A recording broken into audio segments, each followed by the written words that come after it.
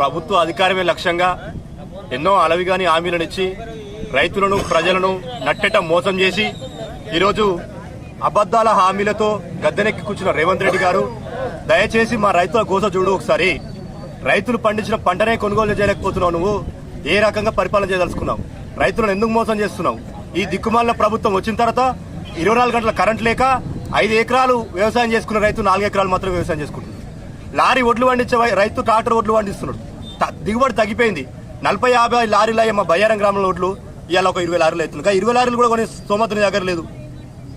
అనేవి కానీ హామీలు ఎన్నో ఇచ్చినావు, ఎన్నో నరికినావు.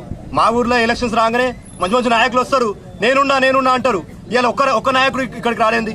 మా బయ్యారం గ్రామానికి మా బయ్యారం చిరస్తా ఉన్న శారదా రైస్ మిల్ అలాట్ చేశారు. శారదా రైస్ మిల్ ఒడ్లు దించుకోని అంటాడు. ఉన్నది ఒక అలాట్ మిల్, మాకు ఒక్కటే రైస్ మిల్ ఉంది, ఆయన ఒడ్లు తీసుకోడు. మా ఒడ్లు ఎటు తీసుకోవాలి? నిన్న వర్షానికి కుప్పలన్నీ తడిచిపోయినాయి. రైతుల కోసం పట్టించుకోరా? ఏ నాయకుడు ముంగట రాడా? మీరు ఎప్పుడు వస్తారు? ఒడ్లు మొత్తం తడిచిపోతాయి. ఇన్ఛార్జీలు పట్టించుకోరు, అధికారులు పట్టించుకోరు. అలవిగా హామీలు ఇచ్చి ఇంత పెద్దగా నరికి కుర్చెక్కి కూర్చున్నావు. ఒక నాయకుడు వచ్చి మా రైతుల బాధ పట్టించుకోడు.